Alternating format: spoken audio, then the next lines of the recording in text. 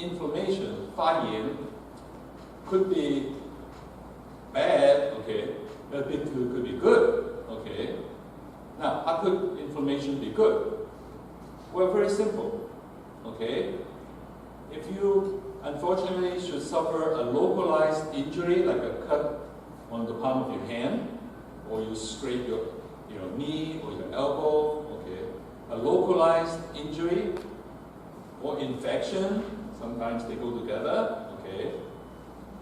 Well, the body can deal with it by having a localized, short-term, acute inflammatory response.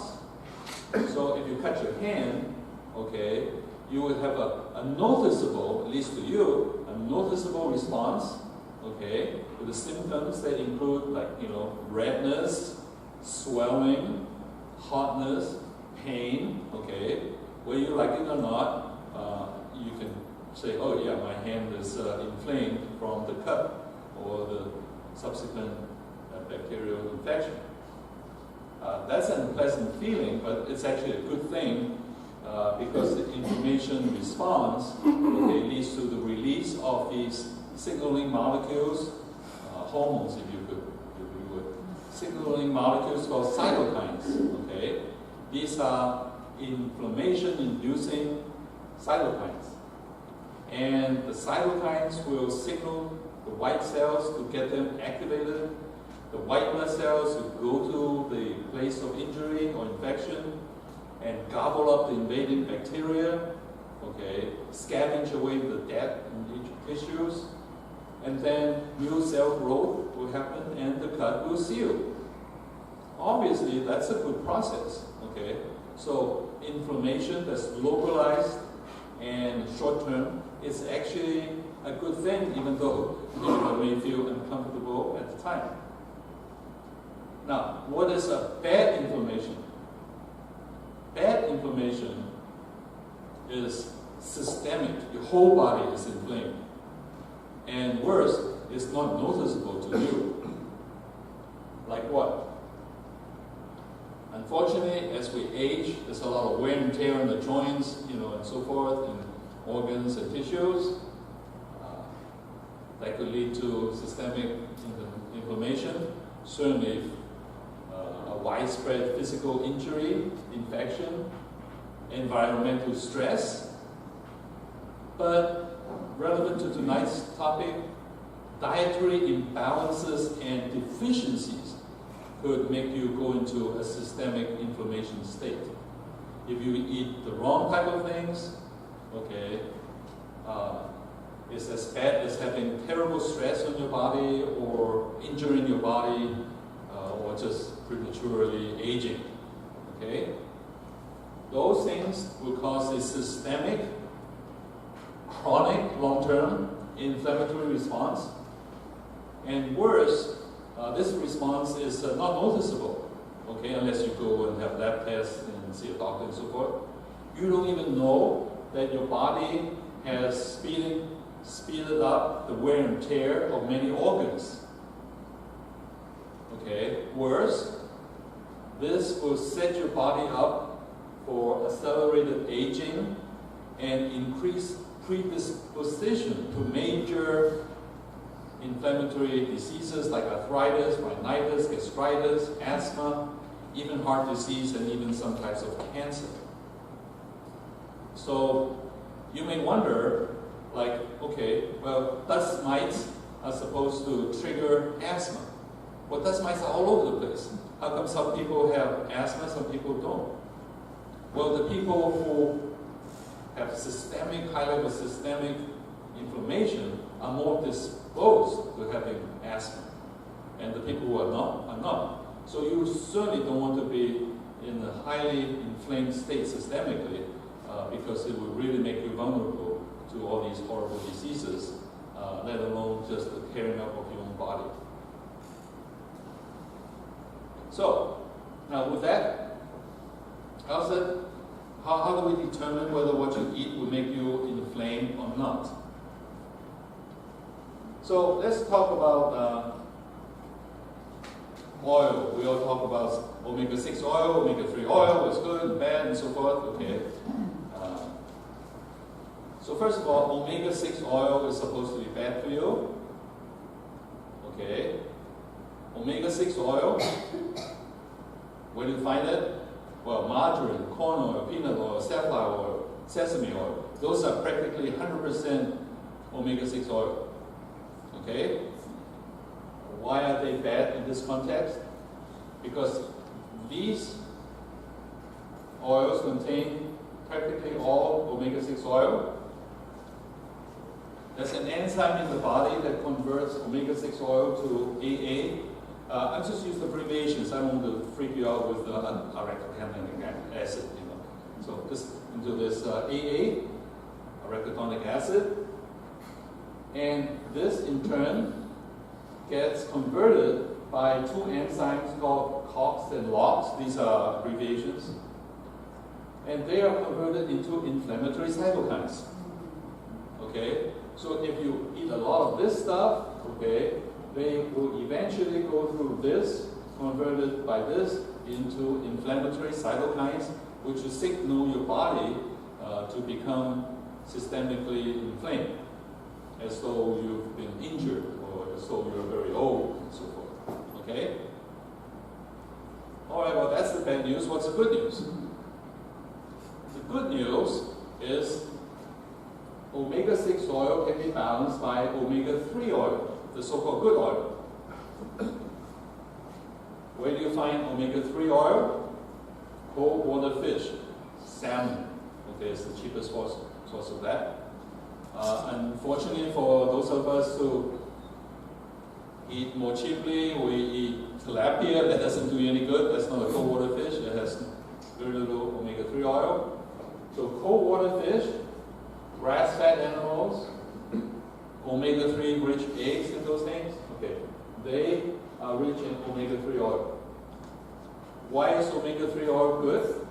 Because there's an enzyme in the body that converts it into EPA.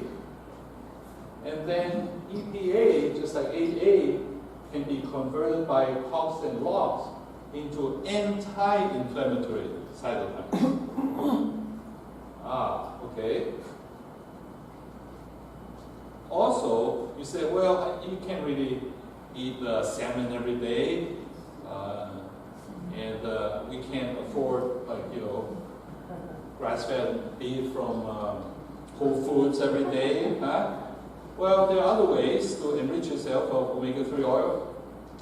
Vegetables, okay, leafy, dark green vegetables, like kale, okay, flaxseed and flaxseed oil, okay, canola, walnut oil, soybean oil. Those, unlike the vegetable oils, are rich in omega-3, or these are rich in EPA, okay, so they don't need to be converted. Well, there's something else. Not just the absolute amount of each of these things that you eat. You see, both AA and EPA, DHA, they have to go through this same enzyme system, okay, to be converted to the bad inflammatory cytokines and the good anti-inflammatory. This is a competition here. You see, if you have a lot of EPA and DHA, they will compete out the AA. Okay, AA doesn't get converted as easily because they will occupy most of these enzymes. For that reason, sometimes we just don't talk about, how much omega-6 or 3 that you're taking. It's the ratio of omega-6 to omega-3. Because even if this intake of omega-6 is on the high side, but if you can balance it with a lot of omega-3, so that this ratio is more like 1 to 1, you're not in as much trouble as if you have a large number of this and a small number of this. The ancestral diet, this is like the caveman and cavewomen days, okay? Their ratio is almost 1 to 1. This is the body that we inherited. We evolved from the cavemen and cavewomen days, okay? Nowadays, to take the extreme case of fast food diet. Now, I know none of you do that, but I'm sure a lot of your kids do that, okay? fast food diet is 20 to 1. Terrible, okay? So if you eat nothing but the fast food diet, okay, then for sure you're going to have an overabundance of this over this, and your body is out of whack, and will be inflamed.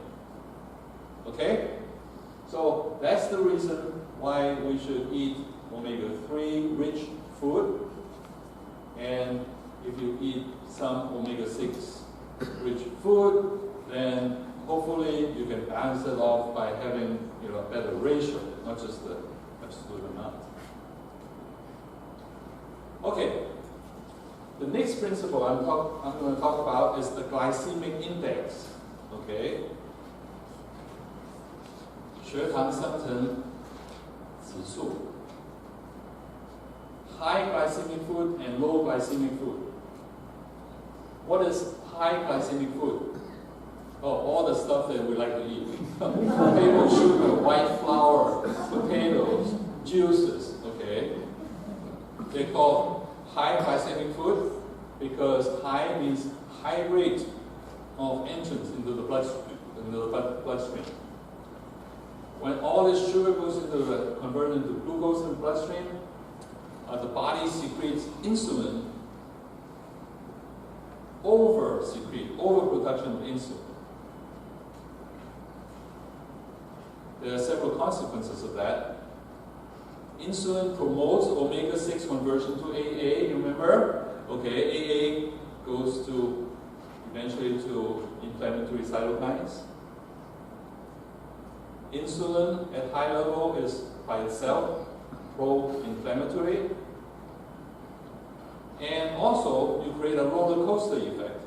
When you eat all of this sugar stuff that easily gets in the bloodstream, okay, your body produces a lot of insulin, okay, and then the insulin takes care of the transport of the sugar, and all of a sudden you're low in sugar, and you feel like, oh, I need to eat more sugar, okay, and you eat more sugar, and then up and down, okay. So it creates a carbohydrate craving, poor stress tolerance when you're low in sugar, and so forth. And something I'll talk about in just a minute, also low OREX score, we'll talk about that. When these foods are highly refined, you lose a lot of the nutrients that got thrown away. Low glycemic food is good. Like what? Whole vegetables, whole fruits, dairy products, meat, because these things convert into sugar in a very slow way, okay, if at all, and insulin level is not overly high and remains relatively slow and stable, so you don't get these type of effects. So you want to, if possible, eat low glycemic foods. Has to do with sugar metabolism as well as the, inflammatory state as well.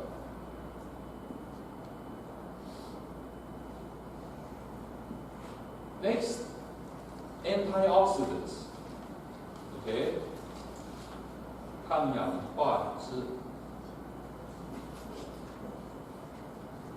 So, why do we need antioxidants?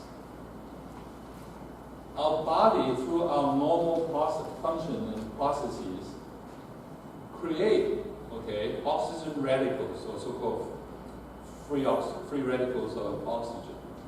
This is either good or bad process. It's a natural production of oxygen radicals. Everybody, has this happening in the body. As a matter of fact, oxygen radicals are not, completely bad. Okay, it's actually important for the immune system, for cell signaling, and so forth. It's a necessary part of life.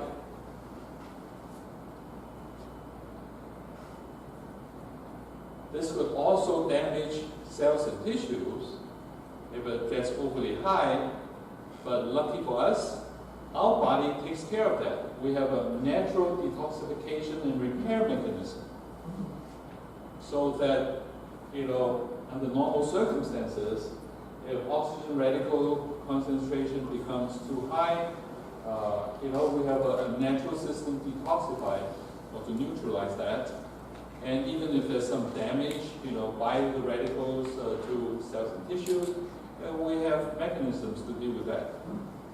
So under normal circumstances, there's nothing to worry about.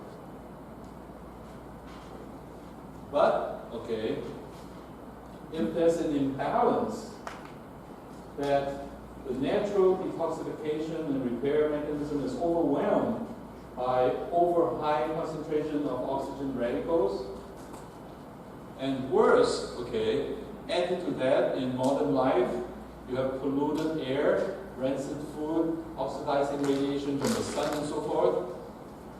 These two are overwhelming your natural mechanism for repair and detoxification, and you end up with an imbalance.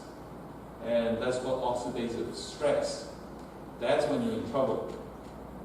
Oxidative stress is associated, causes damage to proteins, lipids, and DNA, leading to chronic degenerative diseases, inflammation, cardiovascular disease, arthritis, cataracts, premature aging, and cell death, and so forth. So you certainly don't want that to happen. So some things you can, avoid, like polluted air, overexposure to the sun, and so forth. But sometimes, this is going to happen. So if you have dietary intake of antioxidants to help balance things off, then the imbalance may disappear. Okay? So we're going to talk about what to eat that could help balance this off and augment the natural detoxification and repair mechanisms. So what can you eat that could help counteract this stuff and the natural perfection here? Okay? Well, there's a number that we use a lot in this context. It's called the ORAC score. It's the abbreviation for oxygen radical absorbance capacity. This is a number that's derived from test tube determinations, not on people, just in the laboratory, test tube experiments, and you grind up food and you measure its capacity to eliminate oxygen-free radicals in the test tube. Okay?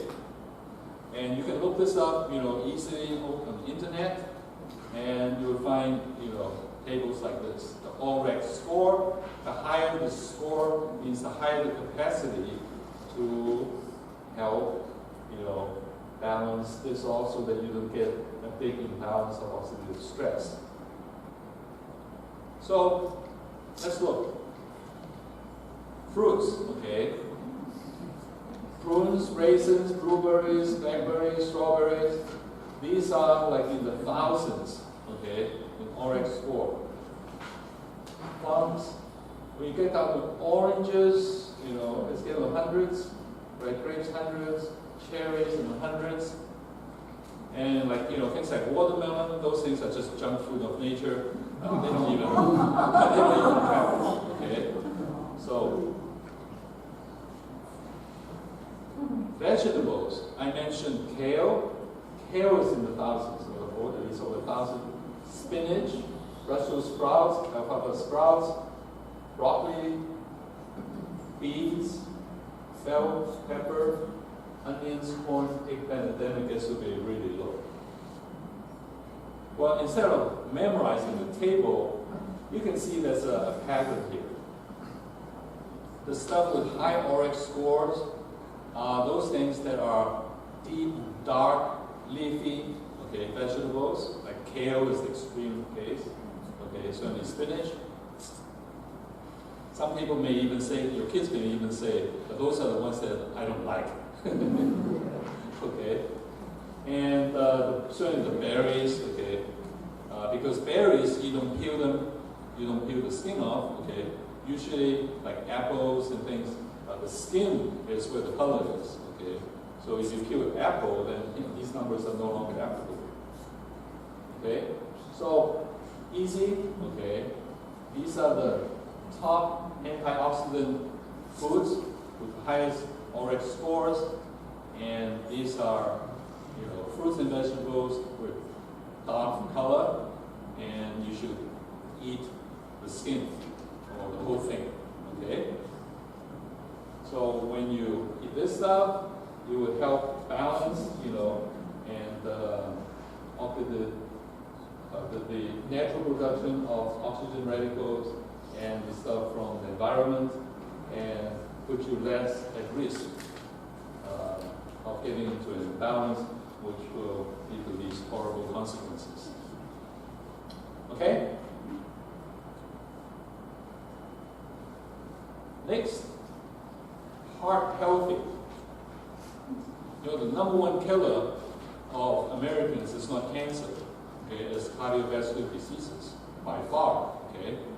So we should all worry about that.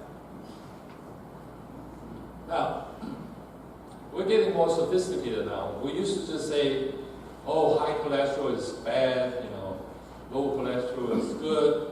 But for the past 20, 30 years, we now say, oh, what's your good cholesterol count? Your bad cholesterol.